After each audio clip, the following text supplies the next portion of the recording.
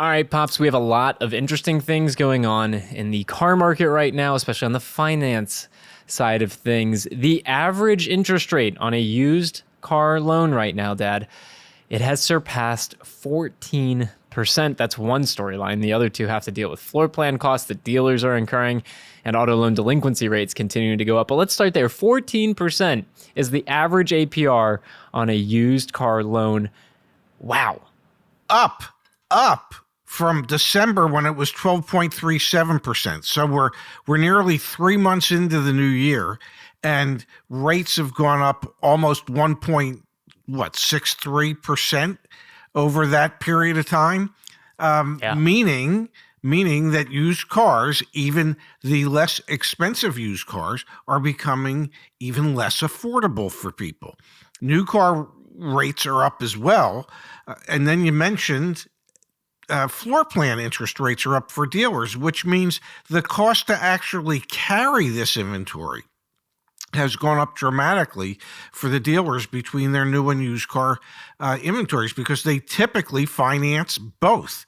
And, you know, if in the past, was a year and a half ago, and interest rates were next to nothing, and so let's say floor plan interest rates were 2% at the time, and let's say you were carrying $1 million worth of inventory, and it was costing you $20,000 a month to do that.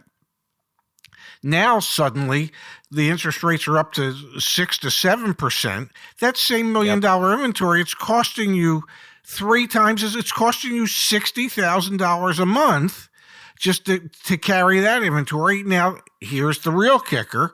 Most dealerships operate with a $4 or $5 million inventory level. So start doing the math, start thinking about the size of the checks that these dealerships are writing.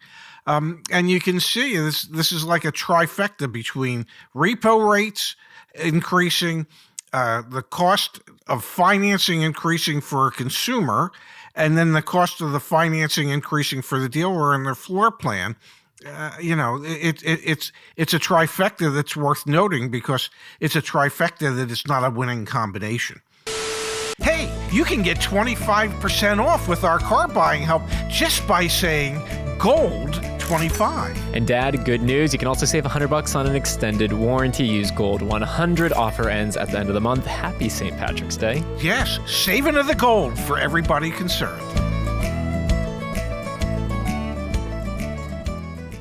So you brought up repo rates. Let's talk about loan delinquencies. Auto loan performance deteriorated in February. This comes from Cox Automotive, but the pace of deterioration slows. That's good. Loans that were delinquent for 60 days or more increased in February for the 10th month in a row, and were up 21.9% from a year ago. In February, 1.9% of auto loans were severely delinquent, an increase from 1.89 in January, so pretty much the same. Compared to a year ago, the severe delinquency rate was 32 basis points higher, so 0.32%. In February, 7.34% of subprime loans were severely delinquent, an increase from 7.3% in January, and the highest severe delinquency rate dating back to 2006. The subprime severe delinquency rate was 135 basis points, so 1.35% higher than a year ago. Higher delinquencies are still not leading to pre-pandemic levels of defaults. Defaults are where the loan is fully off the books, someone defaulted on it, but defaults are increasing. Loan defaults increased 2.2% in February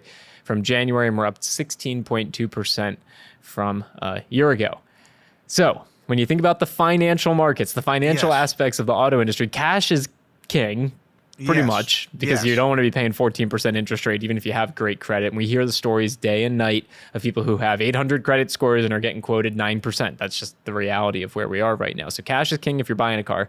And if you're a dealership, Dad, and you're buying these expensive vehicles at the used car auctions, you have your inventory.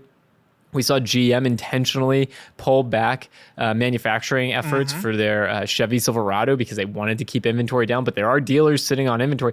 Well, that floor plan cost keeps going up. And so you see dealers with more incentive to move.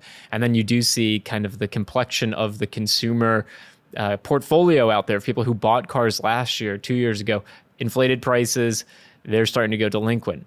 That's your TLDR. That's what's going on in the auto finance markets. And it leads me to just simply say cash is king. That is the one area where there's good things happening. Like I said, this is not a winning trifecta. This is a trifecta that bodes poorly for not only the consumers but for the industry itself. The only consumers that could benefit is if new car and used car inventories rise and the cost of carrying those inventories continue to rise and sales stagnate even further, that at that point either manufacturers or dealers will decide to incentivize the sale of vehicles so that those who are in a position might be able to take advantage of it, but the vast majority of people who find their monthly expense for an automobile to be too great, they won't actually be able to take advantage of it because banks are tightening their lending criteria. So it really is not a good time to be trying to finance a car or financing your floor plan interest. And just to make note of this, folks are coming to us and they're saying, well, isn't now a great time to lease?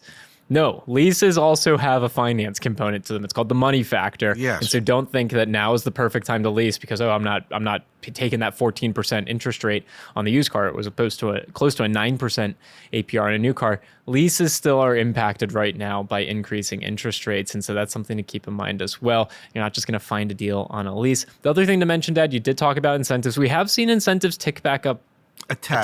A touch is a tad, whichever word you want to use. That's the way to describe it. So we haven't seen the manufacturers really step up, although some OEMs like Mazda has offered competitive financing rates, Honda as well. So you do have some options out there, but the lay of the land in the auto market right now is a little bit, I think shaky footing would be the appropriate way to describe it.